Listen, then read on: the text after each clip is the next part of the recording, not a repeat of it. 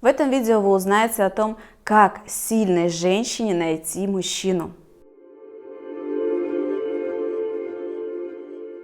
Если вы сильная женщина, прямо сейчас ответьте сами себе на вопрос, либо мне в комментариях напишите, поделитесь. Вы готовы к тому, что с вами дальше будет мужчина более слабый, чем вы? Вам подходит такой вариант?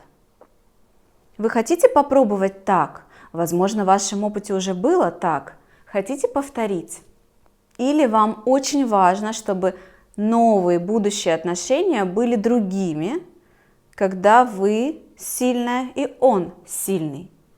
Или вы средней силы и он средней силы? То есть вам, возможно, не подходит вариант, когда вы сильнее, чем ваш партнер. Это так? Или первый вариант вам подходит? Если первый вариант вам подходит, когда вы сильная, а он слабее, то здесь все достаточно просто, максимально просто из возможного, потому что слабых мужчин достаточно много. Слабый мужчина никогда не будет со слабой женщиной, слабый мужчина никогда не будет с женщиной близкой к норме, он всегда выберет себе сильную женщину. Закон тяготения, притяжения тел так сработает, что это находится само. Но для этого просто нужно начать более активно ходить в места, где много мужчин. Мужские коллективы, автосервисы, фитнес-клубы. Кстати, про фитнес-клубы. В фитнес-клубе мужчина может быть внешне очень сильный, то есть он спортом занимается, у него мышцы будут, но в душе слабым. Кто такой слабый мужчина? Это тот, который не готов брать на себя много ответственности, а хочет, чтобы женщина брала на себя много ответственности вместо него. Сила человека измеряется примерно двумя показателями, вот такие основные, на что стоит обратить внимание. Рассмотрим два. Первое – это сколько ответственности он на себя берет. Ответственность за свою жизнь, ответственность за отношения, ответственность финансовую, за организацию быта, дома, за недвижимость, на чем вы будете ездить, куда вы будете летать, отдыхать. И финансовую, и организационную ответственность, организовать это все, проконтролировать. Контроль – это часть ответственности. И вторая составляющая силы – это устойчивость.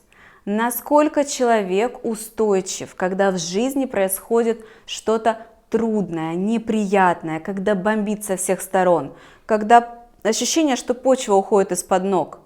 Он психически устойчив, он может существовать, не терять своей работоспособности, не терять своего контакта с миром, когда есть вот это чувство зыбких песков под ногами, когда с работы выгоняют, сплошные кредиты, ты в долгах, и их нужно как-то погашать, когда отношения рушатся, когда близкие люди болеют, происходит что-то реальное, трудное, ты такой шатаешься, все, почва из-под ног уходит, кажется, что мир рушится. И вот как человек реагирует на эти трудности, насколько он устойчив, он продолжает стоять, продолжает что-то делать, продолжает функционировать, не впадает в ребенка, который теряется и ищет какую-то рядом большую фигуру, которая спасет. Вот это сила. Если вы сильная женщина, то вам знакомо то, что я сейчас описала, когда вокруг жопа, а ты берешь, собираешься с силами и понимаешь, что тебе нельзя раскисать, кто-то это должен все делать, разруливать, и ты идешь и это делаешь. Так вот вам мужчина нужен какой, который будет это тоже делать или нет? Если вам нужен мужчина сильный, и вы не согласны на более слабого, чем вы, тогда вам нужно найти либо кого-то еще сильнее. Сильных людей в мире не так-то уж и много. Я уверена, что если произвести какую-то перепись населения и как-то их посчитать, если это возможно, то слабых будет намного больше, чем людей сильных. Психологически, психически сильных. Сильные личности, их меньше. Поэтому если вы хотите найти кого-то еще сильнее, это будет, возможно, сложно. У вас будет очень ограничен выбор. Есть более простой вариант – трансформировать себя и научиться, как хамелеон, сбрасывать ненужные шкурки или одевать на себя роли. Как актриса играет в кино, Она, когда играет какую-то роль, ведь чтобы Станиславский поверил, нужно так ее сыграть, чтобы это было по-настоящему. Она вживается в роль и действительно становится этим человеком, которого она играет, на это время.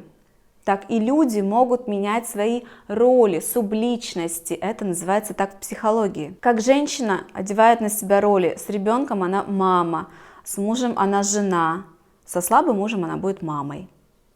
Да, вот в этом тоже проявляется разница, что не партнерские отношения, не равные. На работе она начальник, например, и должна бы, по идее, уметь быстро выходить из одного состояния и переключаться в другое. Также можно научиться выходить из состояния сильной женщины и переключаться в состояние слабой женщины. Женственной, слабой.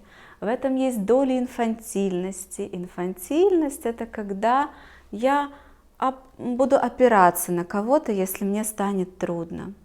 И я не понесу трудные пакеты, потому что тяжело, мне сложно. Я попрошу, вот мужчина рядом идет, сильный такой, классный. Мужчина, помогите мне, пожалуйста, такие тяжелые пакеты. Вот эта гибкость, способность меняться, переключаться, она может быть той золотой серединой, к которой стоит стремиться. Тренировать нужно. Актрисами сразу не становятся. 5 лет, по-моему, учатся в вузах для того, чтобы стать актрисой. Учитесь, тренируйтесь, переключаться из роли сильной женщины в слабую. Представляете, что вы ребенок по отношению к каким-то другим более сильным фигурам. Ребенок, какой он? Он не контролирует маму, он занят своими увлечениями. Ребенок идет по зову своего тела, интереса, что ему интересно, то он и делает.